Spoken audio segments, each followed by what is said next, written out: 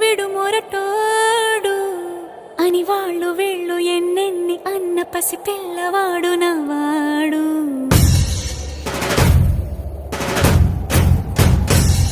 విడు ముండోడు అని ఊరు వాడ అనుకున్న గాని మహారాజు నాకు నవాడు.